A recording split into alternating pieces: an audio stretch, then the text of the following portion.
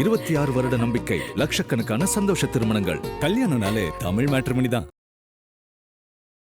திருப்பரங்குன்றத்துக்குன்னு ஒரு ஸ்பெஷல் இருக்கும்ல சார், அப்படி அது என்ன சார்? திருமண தடைன்னு சொல்லுவாங்க பார்த்தீங்களா, அந்த தடையை நீக்கக்கூடிய ஒரு உகந்த ஸ்தலம் எது அப்படின்னு கேட்டிங்கன்னா அது வந்து திருப்பரங்குன்றம்.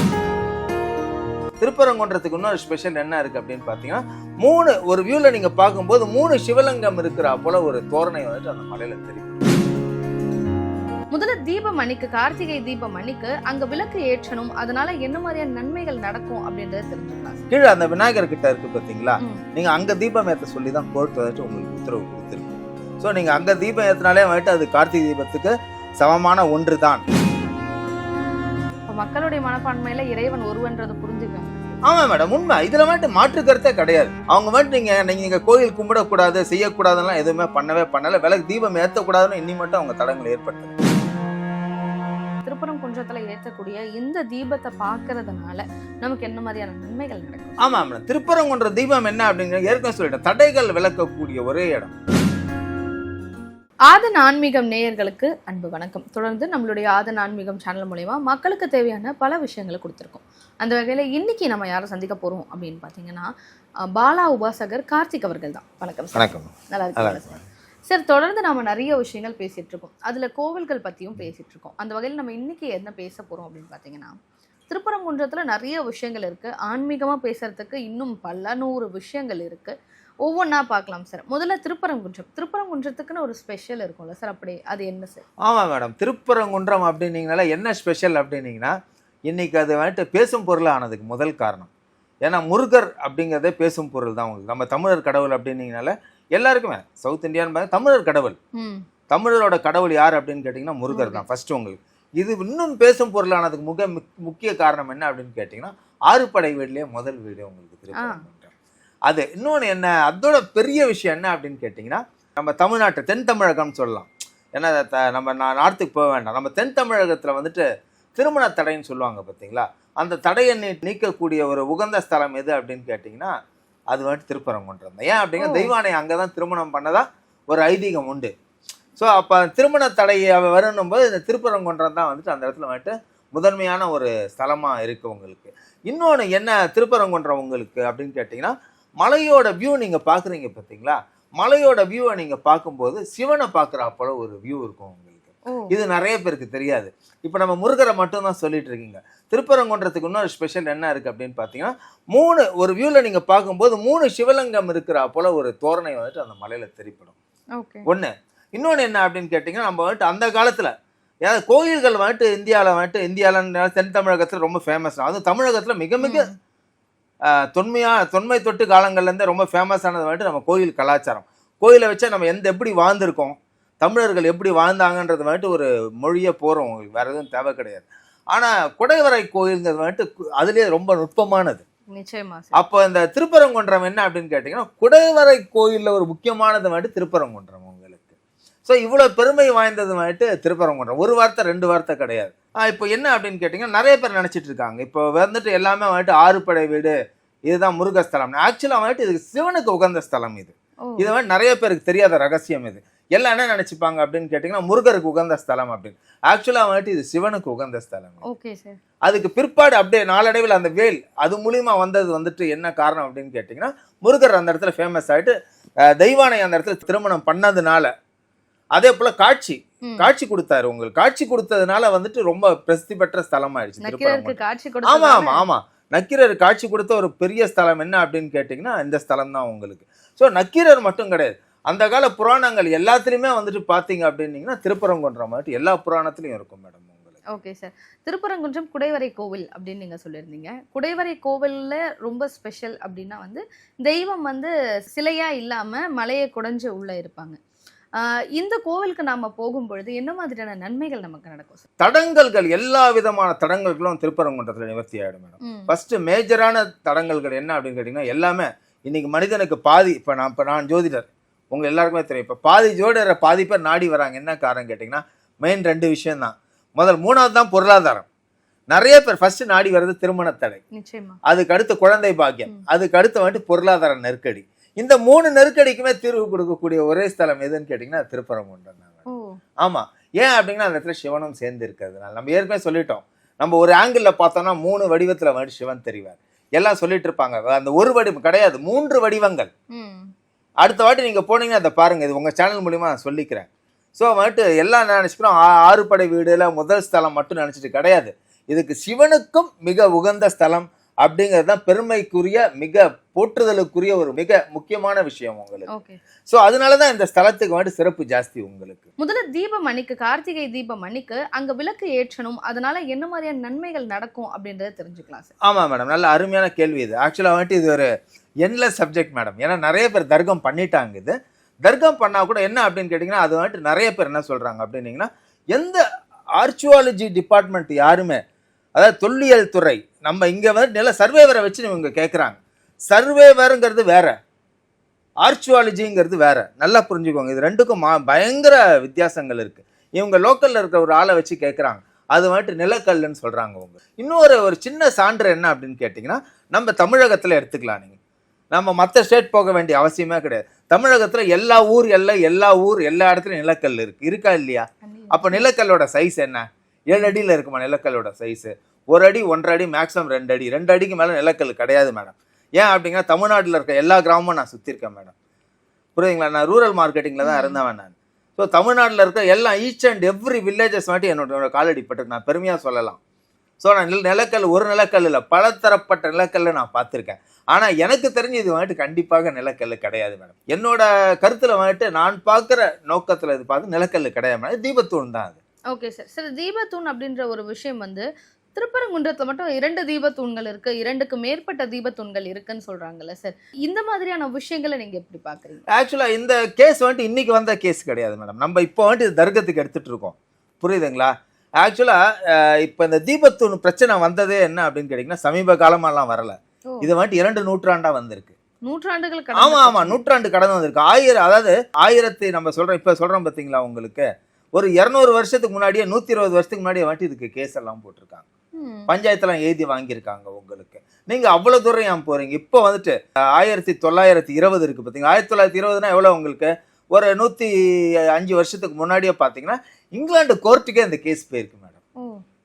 ஸோ இந்த கேஸ் வந்துட்டு அப்பயே போய் அங்கே வந்துட்டு தீர்மானமாக இருப்போம். அப்புறம் வந்துட்டு உள்ளூரில் சொல்லுவோம்ல, நம்ம வந்துட்டு அந்த காலத்தில் என்ன பண்ணோம், உள்ளூர்காரங்க வந்து பஞ்சாயத்து பண்ணி பேசுவாங்க உங்களுக்கு. அது மூலிமா தீர்ப்பு நடந்து ஒரு சில தீர்ப்பெல்லாம் கொடுத்து ஒரு சிலலாம் ஏற்றிருக்காங்க. என்ன அப்படின்னு கேட்டிங்கன்னா, கண்டிப்பாக ஒரு சில ஆண்டுகளாக அந்த தீபம் வந்துட்டு ஏற்றப்படவில்லை. ஸோ இதில் வந்துட்டு மாற்றுக்கிறது கிடையாது மேடம், புரியுதுங்களா? ஒரு சில ஆண்டுகளாக அந்த தீபம் ஏற்றப்படவில்லை. ஆனால் கண்டிப்பாக ஒரு நூற்றாண்டுகளுக்கு முன்னாடி கண்டிப்பாக அந்த தீபத்தூணில் தீபம் ஏற்றப்பட்டதுக்கான சான்றிதழ்களும் உண்டு உங்களுக்கு. என்ன காரணம் அப்படின்னு கேட்டிங்கன்னா, ரொம்ப பெரிய விஷயம்லாம் வேணாம் மேடம். நீங்கள் ஏன் அவ்வளோ தூரம் நம்ம இதை வந்துட்டு பெரிய தர்க்கமாக எடுத்துன்னு போக வேண்டிய அவசியமே கிடையாது. Simple science. இந்த கோயில் எந்த நூற்றாண்டில் கட்டினது? 8ஆம் நூற்றாண்டு, கரெக்டுங்களா? இப்போ சிக்கந்தர் தர்கா எப்போ வந்தது உங்களுக்கு? 14ஆம் நூற்றாண்டு. எத்தனை நூற்றாண்டு இடைவெளி சார்? ஆனால் அங்கே இருக்கக்கூடிய மக்கள் வந்து இந்த ஒரு விஷயத்த வந்து பெருசாக எடுத்துக்கல. மக்கள் எல்லாரும் ஒன்றா தான் இருக்காங்க அப்படின்னு சொல்கிறாங்க. இறை அருள்படி எல்லா மக்களும் ஒன்றா தானே சார் இருக்காங்க. இது பிரிக்கிறதுக்கான காரணம் என்ன? ஆமாம் மேடம், இன்றைக்கும் வந்துட்டு அந்த நம்ம சொல்கிறோம் பார்த்தீங்களா, சிக்கந்தர் தர்கா சொல்கிறோம் பாருங்க, அந்த அமைப்பை சேர்ந்தவர்கள் எதுவுமே ஆட்சேபனை தெரிவிக்கல மேடம்.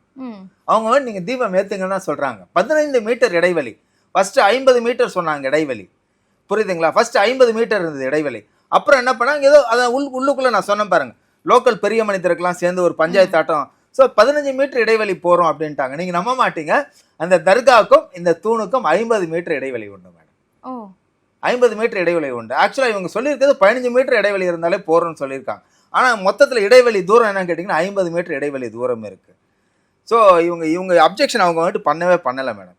இது ஒரு சில காரணத்துக்கோசரம் வந்துட்டு உண்டாக்கப்பட்டது தான் மேடம். இது அங்கே வந்துட்டு யாருமே அவங்க வந்துட்டு ஏற்ற வேணான்னு சொல்லலை, புரியுங்களா? ஏன் அப்படின்னு கேட்டிங்கன்னா, இப்போ இங்கேருந்து மருவி போனவங்க தான் அங்கே, புரியுதுங்களா? இப்போ இங்கேருந்து ஒரு சில இப்போ இங்கே இருந்தாங்க, இந்த இயக்கத்தில் இருந்தாங்க பார்த்தீங்களா, இந்த இயக்கத்தில் இருந்து மாறி தர்காவுக்கு போய் வழிபாடு செய்து அந்த தர்காவுக்கோசரம் உரிமை கோரி அவங்க நிலைநாட்டுறாங்க. அவங்க வந்துட்டு நீங்கள் கோயில் கும்பிடக்கூடாது, செய்யக்கூடாதுலாம் எதுவுமே பண்ணலை. விளக்கு தீபம் ஏற்றக்கூடாதுன்னு இன்னி மட்டும் அவங்க தடங்களை ஏற்படுத்தலை. இப்போ லாஸ்ட் இயர் கூட சொல்லியிருப்பாங்க, அவங்க எங்களுக்கும் ஏற்றுறதுக்கும் சம்மந்தம் கிடையாது அப்படின்னு, புரியுங்களா? அவங்க வந்துட்டு ஏற்ற வேணான்னு சொல்லலை மேடம். அவங்க ஏத்துன்னு தான் சொல்றாங்க. இப்போ மக்களுடைய மனப்பான்மையில இறைவன் ஒருவன்றது புரிஞ்சுக்காங்களா சார்? ஆமா மேடம், உண்மை. இதுல மட்டும் மாற்று கருத்தே கிடையாது. இறைவன் ஒருவன் தான். அதாவது ஏற்கனவே நிறைய விஷயம் நிறைய வாட்டி சொல்லியிருப்பேன், திரும்பி ஒரே வாட்டி சொல்றேன். Way of approaching, way of dressing, way of praying, way of approaching, way of dressing, way of praying, இதுதான் டிஃப்ரெண்ட். அணுகுமுறை, கும்பிடுற முறை, நீங்கள் வந்துட்டு உடை உடுத்தும் முறை தான் வித்தியாசம். மேலே இருக்கிறத வந்துட்டு கடவுள் வந்துட்டு பிரைம் வந்துட்டு பரம்பொருள் ஒன்று தான் மேடம். கும்பிட்றது வேறு. அவங்க வந்துட்டு தர்காவை கும்பிட்றாங்க, நம்ம தீபத்தூணா கும்பிட்றோம். வேற ஒருத்தங்க அதை வேற ஒரு இதில் கும்பிட்றாங்க. இவ்வளோ தான் வித்தியாசம். மொத்த பரம்பொருள்ங்கிறத வந்துட்டு ஒன்று தான். ஸோ அவங்க வந்துட்டு இதை எதுவுமே தடையெல்லாம் பண்ணலை. ஸோ ஆனால் இது வரலாறு பிரகாரம் பார்த்தீங்க அப்படிங்கன்னா அந்த காலத்தில் தீபம் ஏற்றிட்டு தான் இருந்தாங்க. ஸோ இவங்க இங்கே வச்சு நம்ம சொல்லுவோம் பாருங்க, அதாவது தர்க்கம் அப்படின்னு சொல்லிட்டிங்கன்னா என்ன வரும்? தர்க்கம்ன்றதுக்கு வந்துட்டு controversial means it's endless one. உங்களுக்கு வந்துட்டு அதுக்கு முடிவு கிடையாது. தர்க்கம் பண்ணால் நீங்கள் தர்க்கம் பண்ணிகிட்டே போகலாம். இப்போ நீங்கள் உங்கள் சைடில் என்ன பண்ணுவீங்க, அதை ப்ரூவ் பண்ணுறதுக்கு நிறைய சான்று நீங்கள் கொடுப்பீங்க. நான் என்ன செய்வேன், என்னோட சைடில் நான் ப்ரூவ் பண்ணுறதுக்கு நிறைய சான்றிதழை நான் கொடுப்பேன். இப்போ யார் அந்த இடத்துல மெஜாரிட்டியாக இருக்கா? நீங்கள் தான் அந்த இடத்துல ரூலிங்கில் இருக்கீங்க. அப்போ நீங்கள் சொல்கிறத கேட்பாங்களா, நான் சொல்கிறத கேட்பாங்களா? நீங்கள் சொல்கிறது தான் கேட்பாங்க. இவ்வளோ தான் சயின்ஸ். ஓகே. ஸோ இதுதான் அந்த இடத்துல நடக்கிற விஷயங்கள், இதுதான். ஸோ அங்கே அந்த தரப்பு மக்கள் வந்துட்டு ஏற்ற வேணாம்னு சொல்லலை. ஆனால் அந்த தீபத்தூணில் தீபம் ஏற்றப்பட்டதுக்கு உண்டான சாட்சிகள் வந்துட்டு நிறையாவே இருக்குது. ஆனால் சமீப காலமாக ஏற்றப்படவில்லை. இது நம்ம வந்துட்டு ஒத்துக்கொள்ள வேண்டிய ஒரு உண்மையான விஷயம். இதுக்கு என்ன காரணம் அப்படின்னு கேட்டிங்கன்னா நம்ம வந்துட்டு சொல்லலாம். இதுக்கு எல்லா காரணம் சொன்னாலும் மெயினாக பார்த்தீங்கன்னா அரசியல் காரணங்கள் மேடம். Okay sir. சார், நம்ம திருப்பரங்குன்றம் அப்படின்னு எடுத்துக்கிட்டோம் அப்படின்னா அந்த தீபத்தூணாக இருக்கட்டும், கீழேயே உச்சிப்பிள்ளையார் கோவில் கிட்ட ஒரு தீபத்தூண் இருக்கும். அங்கே வந்து நமக்கு கல்வெட்டுகள் பொறிக்கப்பட்டிருக்கு. அந்த கல்வெட்டுகளில் தெளிவாக குறிப்பிடப்பட்டிருக்கு இதுதான் தீபத்தூண் அப்படின்னு சொல்லிட்டு. சில பேர் என்ன சொல்கிறாங்கன்னா இதை மோட்ச தீபம் அப்படின்னு சொல்கிறாங்க. இறந்தவர்களுக்காக ஏற்றக்கூடிய தீபம் இந்த இடத்துல இருக்கான். கார்த்திகை வந்து மேலே இருக்கக்கூடிய தீபத்தூணில் தான் ஏற்றுவாங்கன்னு சொல்கிறாங்க. இது ரெண்டும் முரணாக இருக்கே சார், இது வந்து நீங்கள் எப்படி பார்க்குறீங்க? ஆமாம் மேடம், இல்லை கரெக்டான அருமையான கேள்வி இது. ஆக்சுவலாக இப்போ கோர்ட்டே என்ன சொன்னாங்க அப்படின்னு கேட்டிங்கன்னா, இப்போ கோர்ட்டு சொன்னால் மேலே ஏற்றலாம்னு சொல்லிட்டு அப்புறம் இவங்க வந்துட்டு அதுக்கு ஸ்டே வாங்கி பர்மிஷன் கொடுக்கல. ஆனால் கோர்ட்டை ஏற்கனவே என்ன சொல்லியிருக்காங்க அப்படின்னு கேட்டிங்கன்னா, கீழே அந்த விநாயகர் கிட்ட இருக்குது பார்த்தீங்களா, நீங்கள் அங்கே தீபம் ஏற்ற சொல்லி தான் கோர்ட் வந்துட்டு உங்களுக்கு உத்தரவு கொடுத்துருக்கு. ஸோ நீங்கள் அங்கே தீபம் ஏற்றினாலே வந்துட்டு அது கார்த்திகை தீபத்துக்கு சமமான ஒன்று தான். ஸோ அங்கே தான் ஏற்றிட்டு இருந்தாங்க. ரொம்ப வருட காலமாக அங்கே ஏற்றிட்டு இருந்தது தான். நான் சொன்னேன், சமீப காலமாக இந்த பிரச்சனை வரத்துக்கு முன்னாடி கீழே தான் ஏற்றிட்டு இருந்தாங்க. இவங்க வந்துட்டு நடுவில் எங்களோட உரிமை தானே, அது உரிமையை கேட்குறாங்க. எங்களோட உரிமையை மட்டும் நாங்கள் கேட்குறோம். எங்களுக்கு அங்கே ஏற்றுறதுக்கு மட்டும் உரிமையை கொடு. அதனால் நாங்கள் வந்துட்டு வேறு எதுவும் கேட்கல. எங்களோட உரிமை, எங்களோட தீபத்தூண் அது வந்துட்டு நில அளவை கல் கிடையாது. எங்களோட உரிமையை கேட்குறாங்க. ஃபஸ்ட்டு கோர்ட் என்ன சொல்லிச்சு, இந்த வாட்டி கோர்ட்டே பர்மிஷன் கொடுத்தாங்க. திரு சுவாமிநாதன் அவர்களே கொடுத்து அது ஏதோ ஒரு சில அரசியல் காரணங்களுக்கோசரம் ஸ்டாப் பண்ணிட்டாங்க. திடீர்னு 144 போட்டு எல்லாம் போட்டு அது ஒரு சின்ன இதாகிட்டு ஏற்றக்கூடாது அப்படின்னு சொல்லிட்டு அப்புறம் திரும்பி என்ன பண்ணாங்க, எப்பயும் போல் இந்த விநாயகர் கிட்ட இருக்கிற தீபத்தூண்லேயே ஏற்றிட்டாங்க. ஸோ கடவுள் வந்துட்டு நீங்கள் சொன்னா போல் என்னோட நோக்கத்தில் கேட்டிங்க, கடவுள் வந்துட்டு எங்கே இருந்தாலும் வந்துட்டு ஏற்றுப்பார் மேடம். நீங்கள் தீபத்தூணில் ஏற்றினாலும் கடவுள் ஏற்றுக்கு தான் போகிறாரு. விநாயகர் கிட்ட இருக்கிற தீபத்தூணில் ஏற்றினாலும் கடவுள் ஏற்றுக்கு தான் போனார். இதில் வந்துட்டு மாற்று கருத்தெல்லாம் ஒன்றும் கிடையாது. ஆனால் என்னோட உரிமையை நான் ஏன் விட்டு கொடுக்கணும்? நான் கடவுள் ஒன்று தான். கடவுள் எங்கே ஏற்றினாலும் ஒத்துப்பார். நான் என்னோட வீட்டில் நான் தீபம் ஏற்றினா கூட கடவுளை ஏற்றுக்கொள்வார். இதில் மாற்று கருத்து கிடையாது. என்னோட உரிமையை நான் ஏன் விட்டு கொடுக்க வேண்டும்? என்னோட உரிமையை தான் என்னோட தீபத்தூணில் ஏற்றுது. அது நிலக்கல்லாவே கூட இருக்கட்டும் மேடம், என்னோட உரிமை. ஆனால் ஆன்மீகம் வந்துச்சுன்னா இங்கே ஏற்றினாலே கடவுள் ஏற்றுப்பார் மேடம். நீங்கள் கேட்டீங்க பார்த்தீங்களா, அருமையான கேள்வி. கடவுள் வந்துட்டு கீழே ஏற்றினாலும் ஒத்துக்க மாட்டார், இருக்க மாட்டார். நமக்கு பலன் கிடைக்காம இருக்காது கண்டிப்பாக. ஆனால் நான் ஏன் என்னோட உரிமையை விட்டு கொடுக்கணும்? ஒளிதான் கடவுள், கரெக்டா? தீப ஒளிதான் கடவுள். அது நீங்கள் திருவண்ணாமலையில் ஏற்றினாலும் ஒன்று தான், திருப்பரங்குன்றத்தில் ஏற்றினாலும் ஒன்று தான். இது வந்துட்டு ஆன்மீகத்துக்கு சரிப்பட்டு வரும், உரிமைக்கு சரிப்பட்டு வராது. உரிமை என்பது எங்களது உரிமை. அது ஸோ அதில் ஏற்றணும். அதில் திருப்பரங்குன்றத்தில் ஏற்றக்கூடிய இந்த தீபத்தை பார்க்கறதுனால நமக்கு என்ன மாதிரியான நன்மைகள் நடக்கும்? ஆமாம் மேடம், திருப்பரங்குன்ற தீபம் என்ன அப்படிங்கிற ஏற்கனவே சொல்லிட்டேன், தடைகள் விளக்கக்கூடிய ஒரே இடம். ஏன் அப்படின்னீங்கன்னா நம்ம ஒவ்வொரு விஷயங்கள் சொல்லுவோம் உங்களுக்கு. சூரபத்மனை 3 இடத்துல வந்துட்டு வதம் பண்ணார். ஒவ்வொரு இடம் இருக்கு உங்களுக்கு. திருச்செந்தூர், கடல், திருப்போரூர், வானம், இங்கே வந்துட்டு பூமி. எங்கள் திருப்பரங்குன்றம் உங்களுக்கு. ஸோ விசேஷமான ஸ்தலம் எது அப்படின்னு கேட்டிங்கன்னா திருப்பரங்குன்றம் தான் உங்களுக்கு. ஸோ திருப்பரங்குன்றத்தில் நீங்கள் போகிறதுனால 3 விதமான தடங்கல்கள் நான் ஏற்கனவே சொன்னேன். குழந்தை பேர், திருமண தடை, பொருளாதார தடை. இந்த இடத்துல தீபம் ஏற்றும் போது நீங்கள் அந்த தீபத்தை வழிபட்டீங்க அப்படின்னீங்கன்னா நான் திருப்பியும் சொல்கிறேன், நீங்கள் அந்த மேலே ஏற்றுற தீபத்தை தான் போய் பார்க்கணும்னு அவசியம் கிடையாது. திருப்பரங்குன்றத்துள்ள உங்களோட காலடி பட்டுது அப்படின்னு சொன்னாலே திருமண தடை கண்டிப்பாக விலகிவிடும். ஏன் அப்படின்னா நான் திருப்பியும் உங்களோட ஆதன் சேனல் மூலிமா இன்னும் ஒரு வாட்டி சொல்லிக்கிறேன். ஏன் அப்படின்னீங்கன்னா முருகருக்கும் தெய்வானைக்கும் திருமணம் நடந்த ஒரே இடம் எதுன்னு கேட்டிங்கன்னா அந்த இடம் தான். ஸோ ஆமாம். ஸோ அதனால திருமண தடை கண்டிப்பாக விலகும், குழந்தை பேர் கண்டிப்பாக கிட்டும், பொருளாதார நெருக்கடி கண்டிப்பாக, தடைகளை வந்துட்டு தகர்த்தெறியும் மேடம். தடைகளை தகர்த்தெறியக்கூடிய இடம்தான் திருப்பரங்குன்றம் முதல் வீடும் மேடம். இதில் வந்துட்டு டவுட்டே கிடையாது. ஸோ யாராக இருந்தாலும் சரி, நீங்கள் திருச்செந்தூர் போங்க உங்களுக்கு வேறு பலன் கிடைக்கும், பழனி போங்க வேறு பலன் கிடைக்கும். இப்போ நானே கூட சொல்லுவேன், ஒரு சில முருகர் தோஷம் செவ்வாய் தோஷம் இருக்கவங்களுக்குலாம் வந்துட்டு திருச்செந்தூர் போங்கன்னு. திருச்செந்தூர் கொடுக்குற பலன் வேறு, திருப்பரங்குன்றம் கொடுக்குற பலன் வேறு. ஸோ திருப்பரங்குன்றம் வந்துட்டு மல்டிபிள் வேலை செய்யும் உங்களுக்கு. அது பலவிதமான பிரச்சனைகளுக்கு சிங்கிள் சொல்யூஷன் சொல்லுவோம், புரியுங்களா? பலதரப்பட்ட நோய்கள், பலதரப்பட்ட பிரச்சனைகள் எல்லாவற்றையும் தீர்க்கக்கூடிய ஒரே ஸ்தலம் எது அப்படின்னு கேட்டிங்கன்னா திருப்பரங்குன்றம். ஸோ திருப்பரங்குன்றம் முருகனாட்டம் எதுவுமே கிடையாது மேடம். குடைவரை கோயில் அப்படின்னு கேட்டிங்கன்னா நீங்கள் இவ்வளோ தூரம் ஏன் போகிறீங்க? இப்போ நம்ம ஆறு படை வீட்லேயே பழமையான குடைவரை கோயில் இருக்கிற கோயில் எது உங்களுக்கு? திருப்பரங்குன்றம். புரியுதுங்களா? ஸோ விசேஷமானது. ஸோ முருகர் நீங்கள் கட்டியமாக பிடிக்கணும் அப்படின்னீங்கன்னா நான் வந்துட்டு திருச்செந்தூர் போக வேண்டாம், பழனி போக வேண்டாம், திருப்பூர் போக வேண்டாம்னு சொல்லலை.